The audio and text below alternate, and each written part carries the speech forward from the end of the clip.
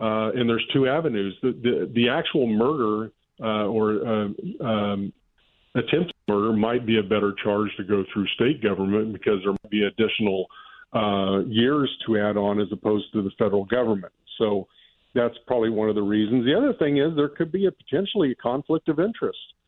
The same group that has investigated the former president of the United States for supposed criminal acts, and actually did a search warrant in Florida, is now investigating.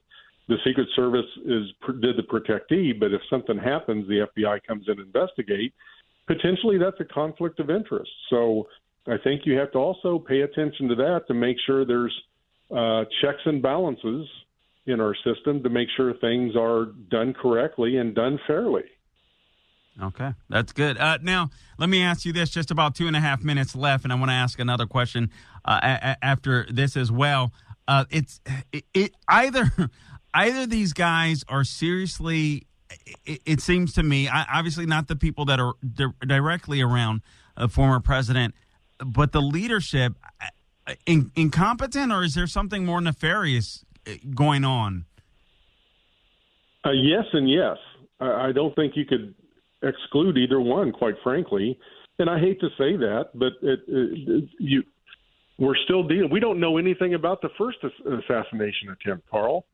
There hasn't been good communication out to the public. We don't know what's going on with that particular case. That's also an FBI issue because they're involved in the investigation. But the Secret Service in itself there's a couple of things that they've lost the ability to do. They've lost operational control and oversight over their protectees. They have lost the ability to have effectiveness and interagency communication. That's the second. As a result, there's routine and complacency. That occurs all the times in law enforcement.